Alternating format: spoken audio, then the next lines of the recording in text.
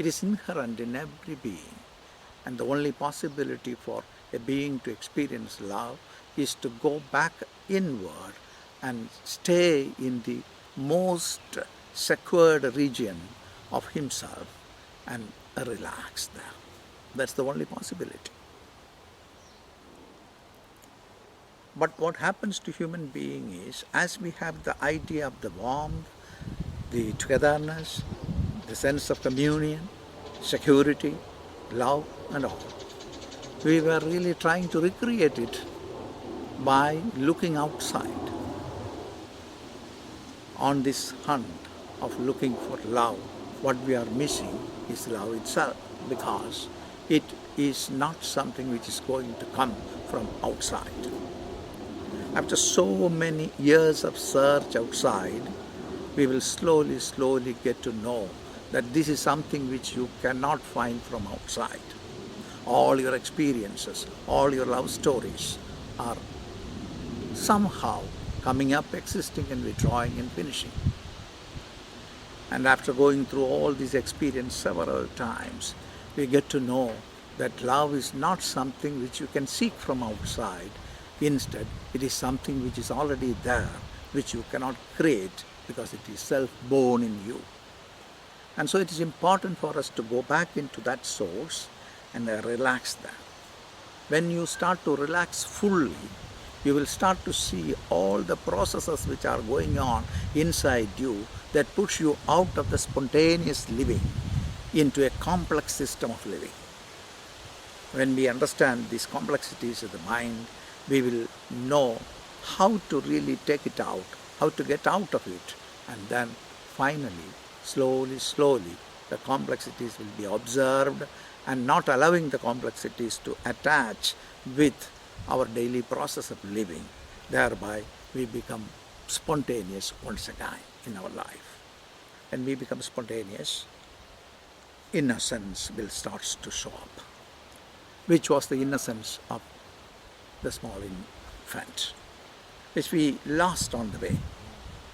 Because of the fear that we may be pushed again somewhere else into the unknown, that we started to think and create a lot of stuff around it. Thereby, we lost the spontaneity and innocence. Actually, this is how the complex process of the development of mind happened. As a result of this, what's happening to human beings is they lost contact with their innate nature. The innate nature is love itself. We are born from love, we are existing on love, and if love cannot be provided, or if you cannot experience love, you are dead. And so you are born on that, existing on that, and that's the base of you, without which you don't have an existence at all. To find it out, if you try to find it out from outside, you are going to be missing the point. So we have to go deep into ourselves, stay there, crossing the activities of the mind. How can we cross the activities of the mind? You have to look sharply into the mind, what the mind is doing. The mind is continuously creating thoughts after thoughts after thoughts.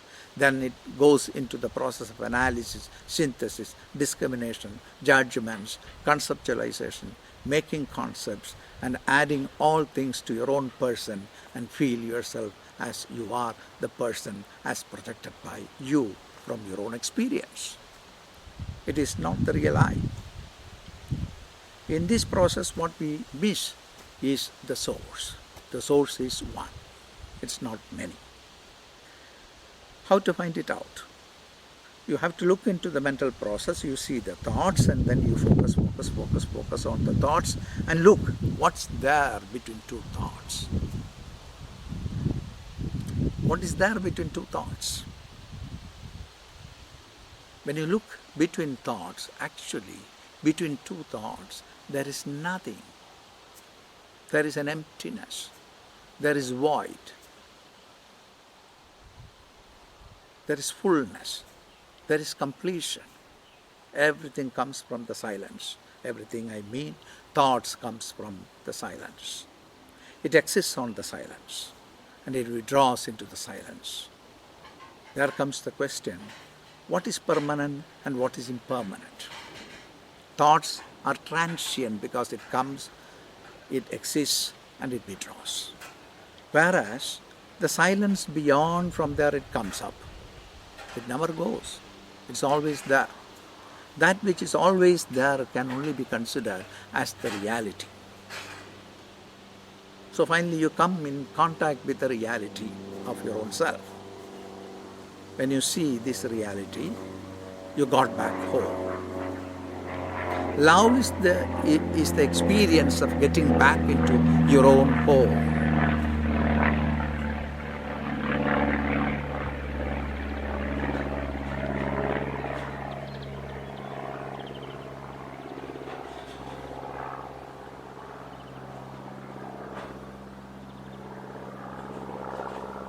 When you get back into your own home, you are comfortable, you feel at peace, you experience joy, you are in communion with the rest of the beings who are there. Likewise, when you get back into our own home, the deeper silence, there you feel you have lost all identities and you remain as whole and not as part. The moment when your identities, your individuated self, it dissolves, or the moment at which you lose hold of your identity, lose hold of your individuation, the individual self, which you feel as the self itself, which is a wrong notion. At that moment, there comes the experience of celebration, the celebration of joy, of becoming one with the rest of existence. When you experience this celebration of love, you know what it is. Otherwise, what happens to human beings are, as we don't know what it is, we try to create ideas of love. We try to communicate these ideas. When you create ideas like that, the ideas get mixed up with needs and conveniences. Love has nothing to do with needs. Love has nothing to do with conveniences. But we misinterpret love as something which is based on needs and conveniences. There we start to bargain. Commerce comes into play. If you do this, I will show my love to you. If you don't do it for me, I don't show my love to you. Love is misinterpreted. And finally, we lost the paradise of love. Instead, we create the hell where we start to compete with each other, we become jealous, we become possessive, we become like a complex phenomenon. This is how we miss the point. It's absolutely important for us to actually go deep into the mind, see the thought, look at it, concentrate on it, what it does, look, and then look beyond what is there between two thoughts. There you see there is emptiness.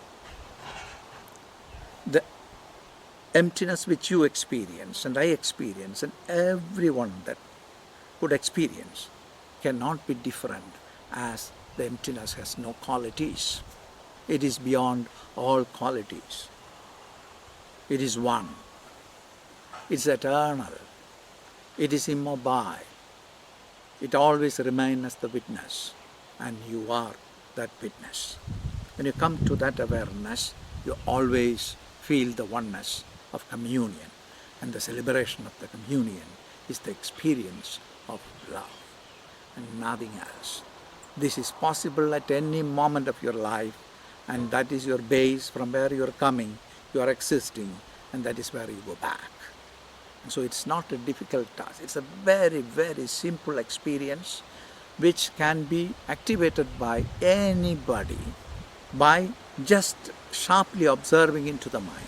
Look at the mind, look at the thoughts, look at the gaps, rest in the gaps. There you feel you are one and complete.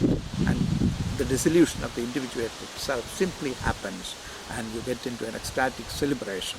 And that celebration is the celebration of love.